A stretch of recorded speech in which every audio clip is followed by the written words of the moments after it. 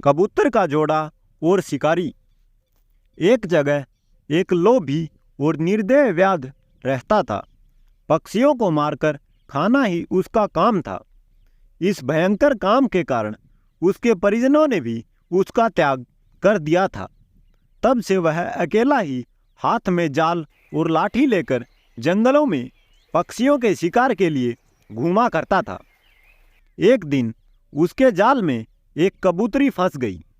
उसे लेकर जब वह अपनी कुटिया की ओर चला तो आकाश बादलों से घिर गया।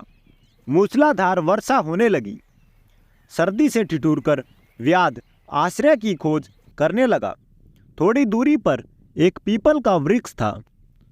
उसके खोल में घुसते हुए उसने कहा, यहाँ जो भी रहता है मैं उसकी शरण में आता हूँ। इस समय जो मेरी सहायता करेगा उसका जन्म भर ऋणी रहूंगा। उस खोल में वही कबूतर रहता था जिसकी पत्नी को व्याध ने जाल में फंसाया था। कबूतर उस समय पत्नी के वियोग से दुखी होकर विलाप कर रहा था। पति को प्रेमातुर पाकर कबूतरी का मन आनंद से नाच उठा। उसने मन ही मन सोचा, मेरे धन्य भाग्य हैं जो ऐसा प्रेमी पति मिला है। पति का प्रेम ही पत्नी का जीवन है। पति की प्रसन्नता से ही स्त्री जीवन सफल होता है। मेरा जीवन सफल हुआ। यह विचार करके वह पति से बोली, पतिदेव, मैं तुम्हारे सामने हूँ। इस व्याध ने मुझे बांध लिया है। यह मेरे पुराने कर्मों का फल है। हम अपने कर्मों से ही दुख भोगते हैं। मेरे बंधन की चिंता छोड़कर तुम इस समय अपने शरणागत अतिथि की सेवा करो।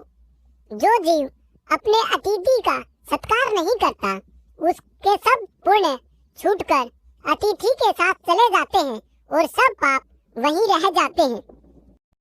पत्नी की बात सुनकर कबूतर ने व्याध से कहा, चिंता न करो वगिक, इस घर को भी अपना ही जानो। कहो मैं तुम्हारी कौन सी सेवा कर सकता हूँ। व्याध, मुझे सर्दी सता रही है, इसका उपाय कर दो।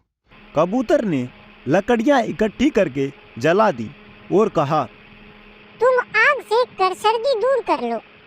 कबूतर को अब अतिथि सेवा के लिए भोजन की चिंता हुई, किंतु उसके घोंसले में तो अन्न का एक दाना भी नहीं था। बहुत सोचने के बाद उसे अपने शरीर से ही व्याध की भूख मिटाने का विचार किया। यह सोचकर वह महात्मा कबूतर स्वयं जलती आग में कूद पड़ा। अपने शरीर का बलिदान करके भी उसने व्याध के तर्पण करने का प्रण पूरा किया। व्याध ने जब कबूतर का यह अद्भुत बलिदान देखा तो आश्चर्य में डूब गया। उसकी आत्मा उसे धिक्कारने लगी। उसी क्षण उसने कबूतरी को जाल से निकालकर मुक्त कर दिया और पक्षियों को फंसाने के जाल व अन्य उपकरणों को तोड़ फोड़ कर फेंक दिया। कबूतरी अपने पति को आग में जलता देखकर विलाप करने लगी। उसने सोचा, अपने पति के बिना अब मेरे जीवन का प्रयोजन ही क्या है। मेरा संसार उजड़ गया। अब किसके लिए प्राण धारण करूं। यह सोचकर वह पतिव्रता पत्नी भी आग में कूद पड़ी। इन दोनों के बलिदान पर आकाश से पुष्प वर्षा हुई। व्याध ने भी उस दिन से प्राणी हिंसा छोड़ दी।